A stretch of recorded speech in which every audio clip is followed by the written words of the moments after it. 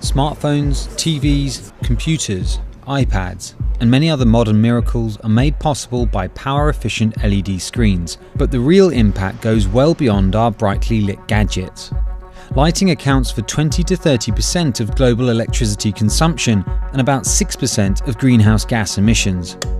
Given that LED bulbs use around 80% less energy and last 25 times longer than incandescent lighting, they have the greatest potential impact on energy savings globally. But when the first LEDs were introduced in the 1960s, they didn't have much use.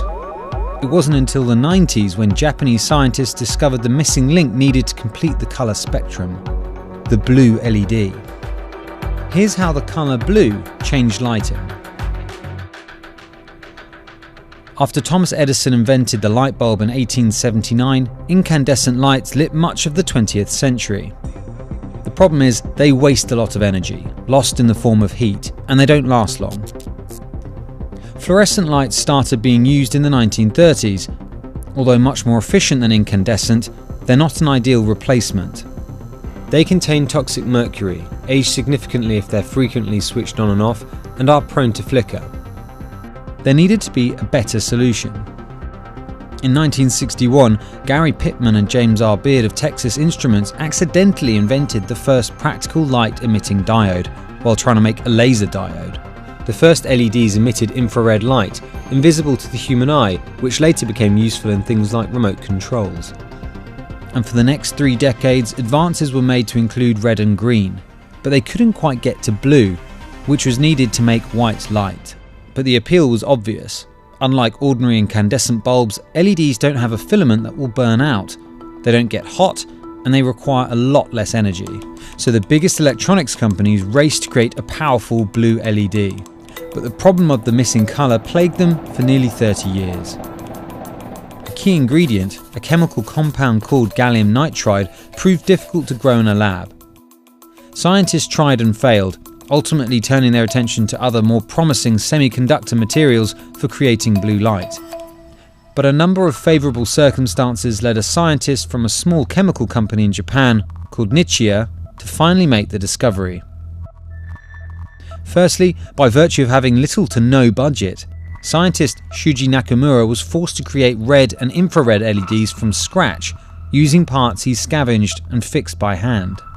Most companies in the 80s were creating LED material using commercially available equipment. This experience, which took him around 10 years and featured monthly explosions in the lab, would later prove invaluable when doing trials for blue LEDs. The second reason was his decision to use gallium nitride, a material considered a dead end by other scientists.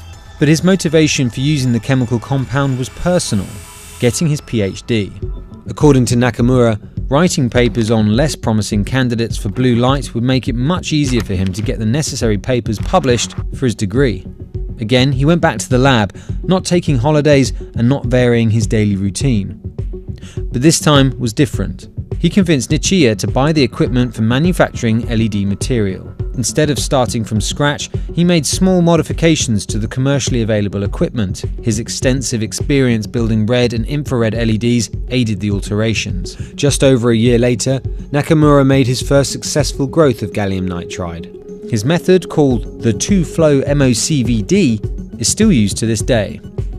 From this and discoveries of other Japanese scientists around that time, he was able to produce the first brightly shining blue LED.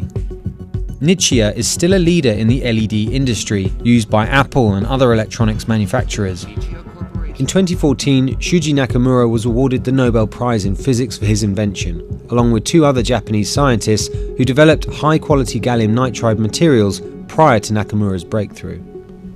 The small, energy-efficient and extremely bright LEDs started a light revolution and are now used in almost every piece of electronics. Without it, much of what we use today wouldn't be possible. It also has life-changing implications in the developing world. With LEDs, solar panels and small batteries are more than enough to power the homes of the 1.2 billion people who lack access to electricity. Most of those people are still burning wood or gas for light, which is not only inefficient, it causes pollution. It's estimated that switching all lighting to LED would reduce annual carbon dioxide emissions by about the same amount as that produced by 3/4 of the cars in the US. That's a potentially bigger impact than wind or solar power. And with global warming due to human activity generating catastrophic effects on the planet, the desire for saving energy is bigger than ever.